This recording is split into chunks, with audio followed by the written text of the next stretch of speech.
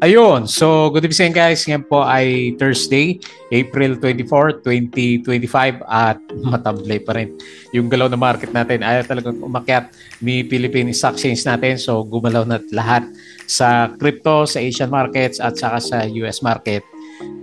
Ayan, so matamlay pa rin yung galaw natin. So nag-close tayo is negative 0.16. So nandiyan lang naman siya, 6,158.48 and meron tayong net foreign sell na 291.47 million. Ayan, nangangamoy sideways yung mga blue chips po natin. Okay, so pag-usapan natin, siguro gawa siguro ni Asen, no? Medyo malakas yung drop niya. So kagabi, yung galawan po sa US market, so medyo malakas siya. Pero ngayon parang magkakaroon siya ng profit taking. So mapula yung nakikita natin sa futures. Ganon din sa ating crypto kasi umabot siya ng 93K kahapon naman. Tapos ang nangyari niyan, 'di ba bumagsak yung global prices ng gold kahapon. So nag-bounce siya kanina. So kaya kung mapapansin niyo, pinag-usapan ulit si APX at saka si PX natin dito sa mga trending stocks. Pero kanina parang pullback na ulit siya, no? O umakyat pala ulit si gold natin, baka may stocks na naman yung pag-usapan natin bukas. Okay? So wala pa rin buhay yung mga blue chips at lalo na medyo maliban dito kay GGS pala, no?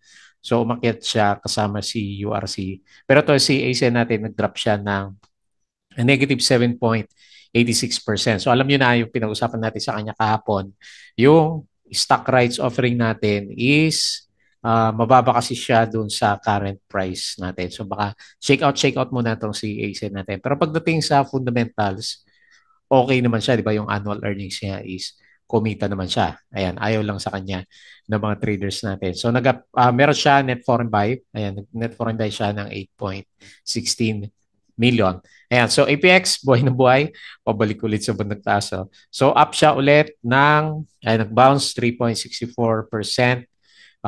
Meron siya negative 6.93 million net foreign sell. And then yung alaga natin si Plus, breakout na naman. So meron siyang 2 may blue chips, 2.23% and meron siyang 125.66 million net foreign buy. So tapos maganda yung sentiment sa kanya, yung dati na akala natin nagsisell na yung mga executives natin and may nakita ulit tayo na acquisition of shares. Tapos meron siyang news disclosure pala na parang tumaas yung number of shares niya sa market pero ibibigay niya doon sa mga employees niya, parang employee stock option plan, parang ganon.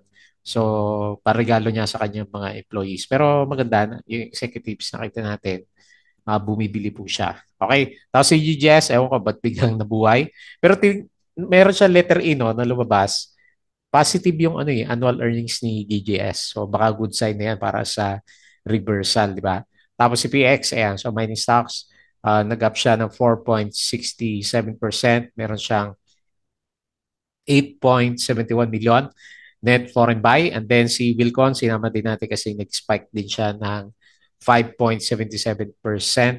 And meron siyang 3.02 million net foreign sell. Okay? So yung mga classic na mga blue chips natin, sina BDO, sina ICT, sina Globe, sina si Ali, ewan ko kung gumalaw, si SMPH, and so nagda-drop pa rin yung kanilang mga price action naman. Okay, so disclaimer pa rin guys sa mga bago sa channel natin. As usual, yung ating review is for education purposes po lang. So wag niyong gagamitin to as a reason para mag-buy, sell, or hold ng stocks. Mayroon po kasing risk na involved sa market. Okay? Due diligence po. So check mo lang yung ating Palawi Trader na YouTube channel. Subscribe ko lang para update ka sa reviews or kung gusto mo join ka dito sa trading community naman natin. So yung mga nakasubscribe, maraming salamat po. Ayan, medyo mahina pa rin yung views natin. Company reviews, mga sample trades sa market. Medyo late na kasi ako na nakakapag-upload eh.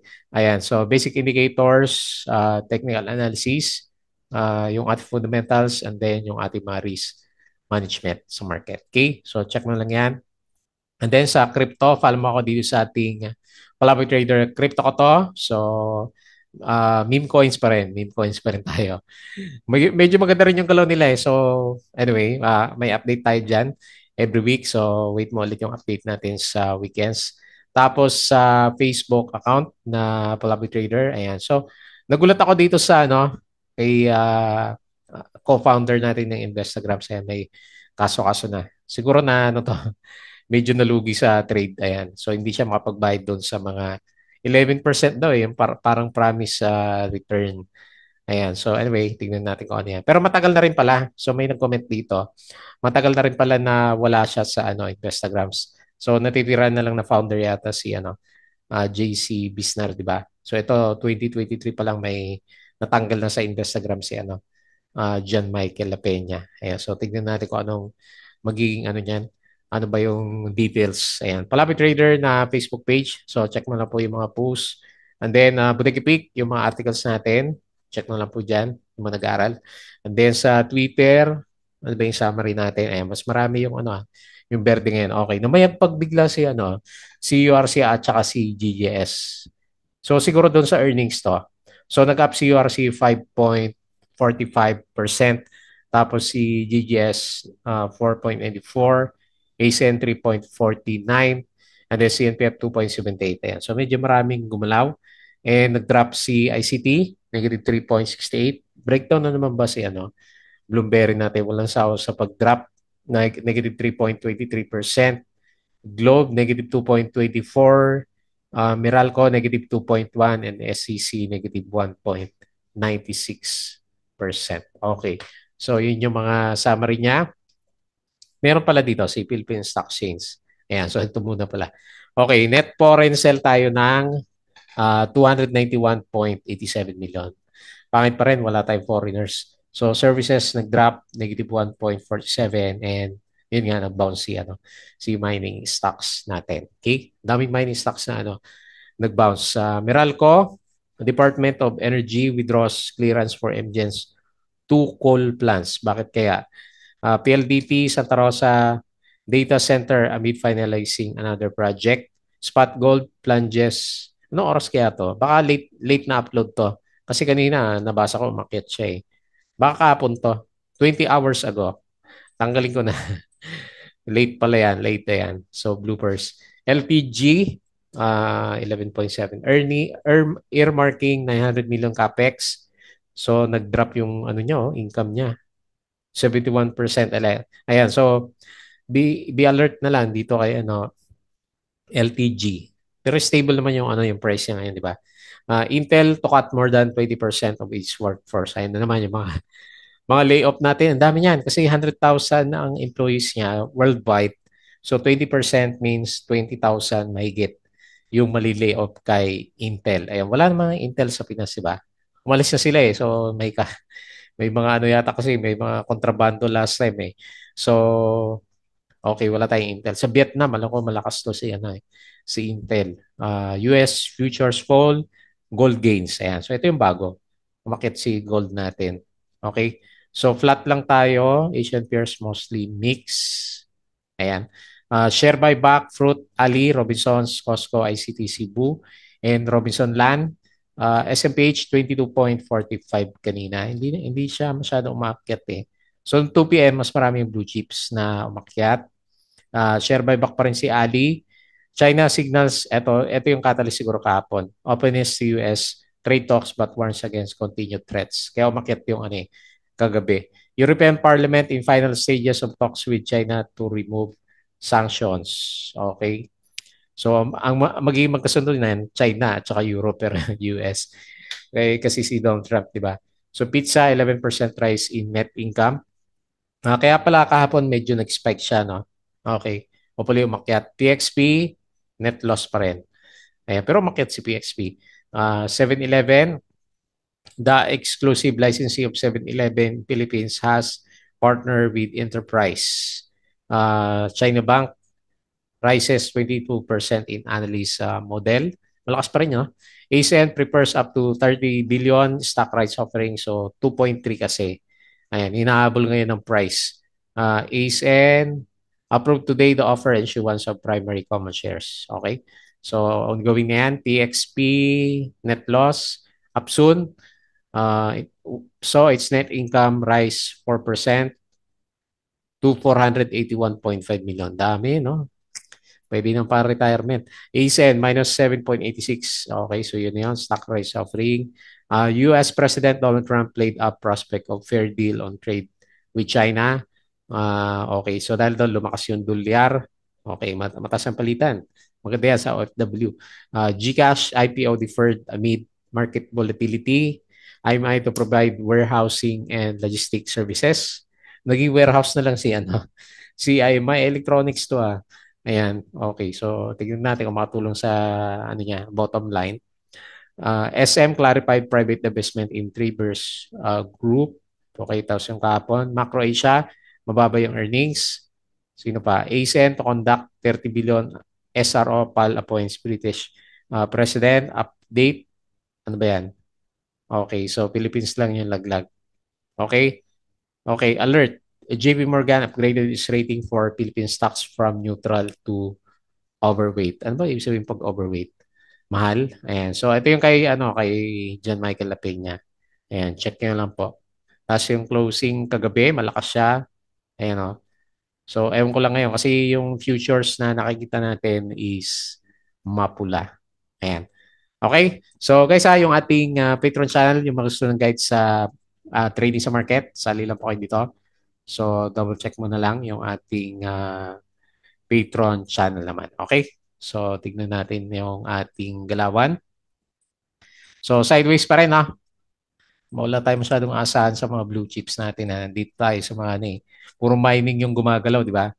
Tapos walang trending masyado na stocks natin. Okay. So, kulong tayo sideways lalo na pinapakita ng market is laging net foreign sell. So, negative 0.16%, 6158.48. So, sideways yung RSI. Pero may itsura yung ano kahit pa paano may itsura yung MACD formation natin. Okay? So dito na tayo sa mga winners sa market. Ano ba nangyari ngayon? Sino ang winners? CPG. Ayan, pabalik no. Pa-breakout ulit. Congrats. Haba rin nito, no? Parang galawang plus. Ayan, tapos si Wilcon, sukat-sukatin natin kasi may green candle, 5.7%. URC at saka GGS, oh.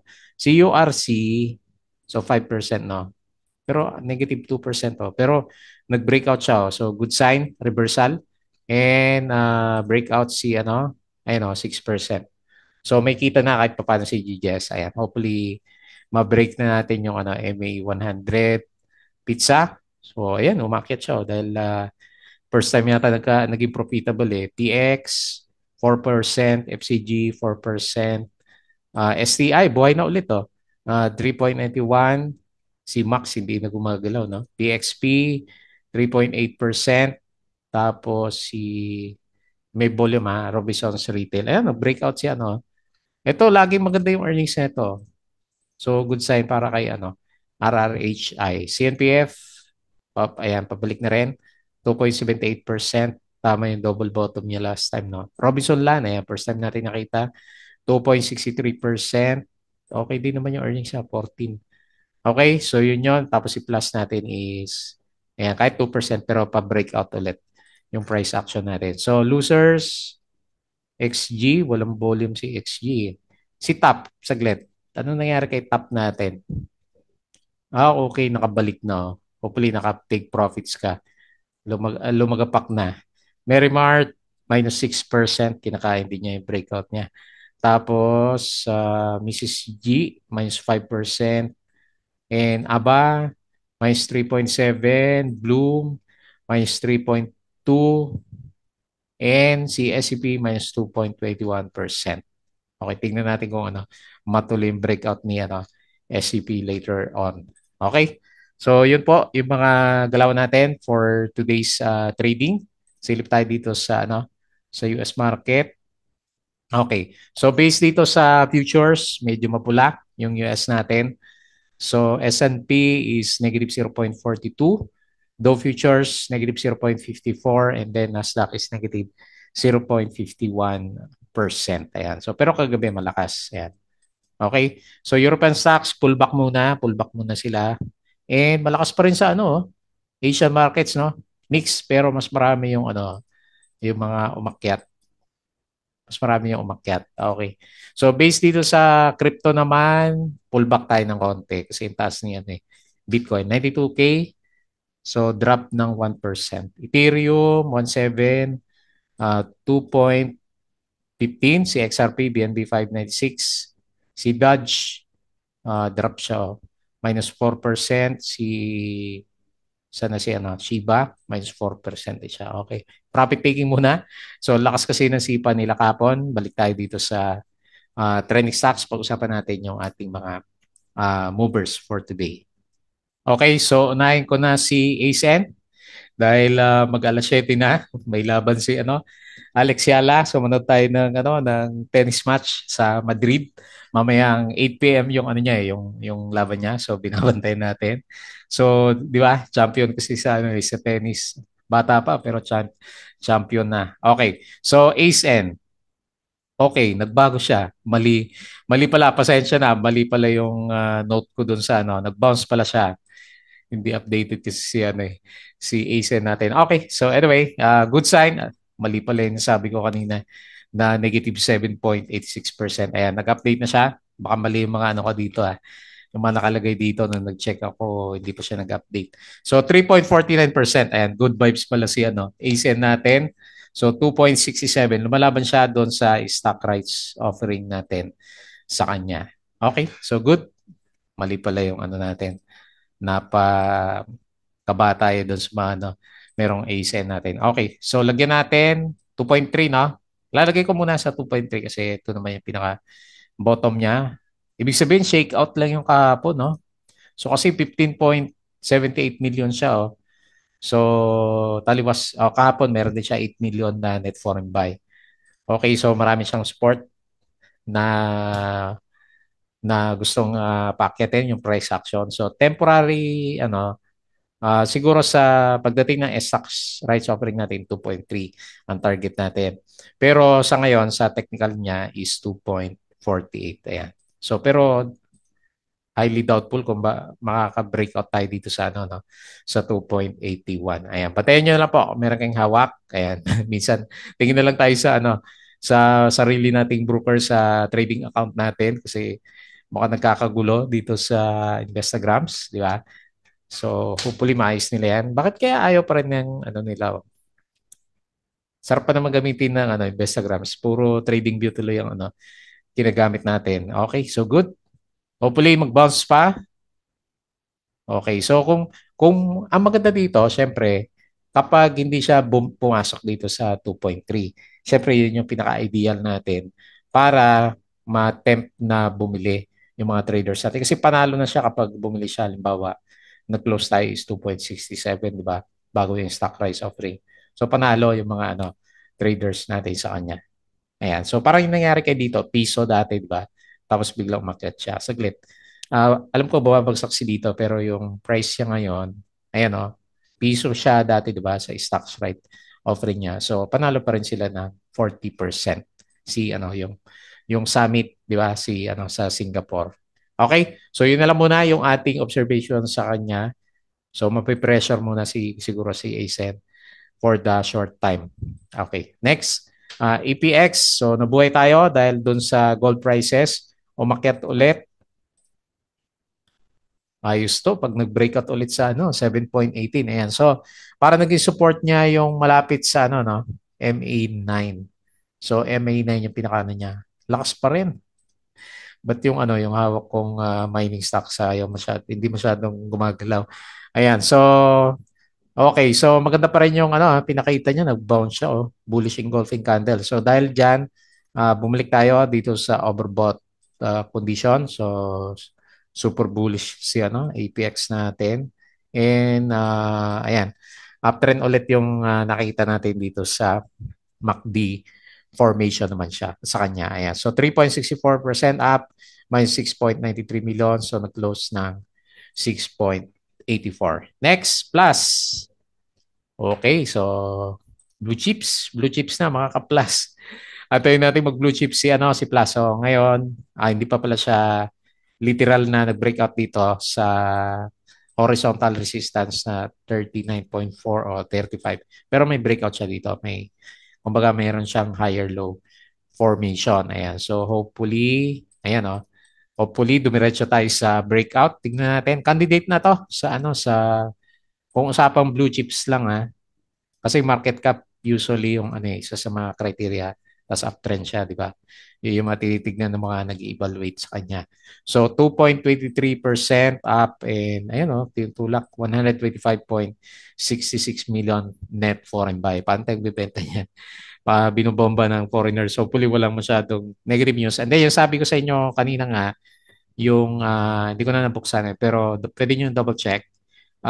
Meron siyang acquisition of shares ulit. Para doon sa mga employees niya, nagdadag siya ng shares pero ibibigay din naman niya. And then, yung executives is pumibili ng additional shares. Okay? So, good vibes. Para kay Plus, GGS, ito na kaya yung ating reversal. Baka hindi pa, ano. Kasi okay na, oh. 6.32% pala yung annual ni, ano, ni GGS natin. Hindi kagaya ni Bloom kasi negative pa rin siya, eh. Puro negative pala yung ano niya. Baka sa first quarter lang siya malakas. So wala kasi. Nagtataka ako, umakyat na siya ng 4%, 4.9. Pero ano pa rin siya. Okay, pwede ko i-relate doon sa ano sa good earnings niya. Pero wala pa rin kasing ano eh, net foreign buy. So tingnan natin bukas. Kasi pati CURC, di ba? Sumabay na rin siya. Okay? So dahil dyan, biglang above tayo ng RSI 50 and nag-start na mag-recover yung MACD formation ulit. Tingnan natin kung ano, kung tutuloy yung ano. Kasi last time kulong-kulong siya dito sa range na to. Ayan. So, pero kung ako titingin kasi wala nga masyadong foreigners, baka range trade lang si ano, GGS natin. PX, ayan, lumaban din siya oh. Pero hindi siya nakakalampas dito na. Dahil kapag tinignan mo kasi yung earnings niya, di ba? Negative percent siya. Ayan, tingnan na lang natin kung matuloy siya. Okay, so RSI 51 pero bearish yung ano, yung MACD formation natin. So nag-up 4.67, 8.71 million net foreign buy. So ito yung pinaka-trend. Meron siyang trend kahit pa paano. Ano. Ayan, ganyan na lang tingin natin sa kanya. Okay, next. And then lastly, si Wilcon, sinama ko na kasi pagbigyan na natin, tagal na natin hindi na pag-uusapan to. Tapos pababa yung price action niya. Pero meron siyang dividends na ano, 4.9%. Okay na rin yan. So hopefully nag-bottom siya. Okay. So natanggal na ba to? Si ano?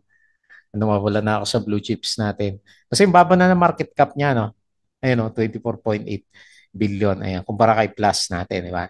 So 5.77%, hopefully bottom. Okay, so hopefully bottom na yan. Negative 3.02 million net foreign sell. So MA20, yung pinaka-obvious na resistance niya. Pero malay mo, di ba? Lalim na rin kasi, di ba? Simula IPO, laki na ng drop niya, oh. Tagal na rin downtrend si Wilcon natin. Okay? So, kita mo naman, RSI is still very bearish. Ayan. Okay? So, yun lang muna. Ayan, yun lang muna pala yung pag-uusapan natin for today. Ayan, pasensya na kay ASN. Nagkamali tayo kasi hindi updated pala nung ni-review natin yung ano, yung kanyang price action naman. Okay, so yun lang muna bago tayo mag-close. Please don't forget to subscribe dito sa ating Palabi Trader na YouTube channel. Join ka sa group guys sa Consume ng Guide. Crypto ko to. Facebook account, Facebook page, Bodega Peak, Twitter, and Patreon sa mga gusto ng guide. Sali lang po kayo. So yung ano, yung link ng live stream mamaya niyo o panoorin niyo sa mga Facebook, meron siya mga live stream si Alex Yala natin. Root natin yung ano, kapwa Pilipino. Ayan, so proud, di ba? Okay, so yun lang. Maraming salamat.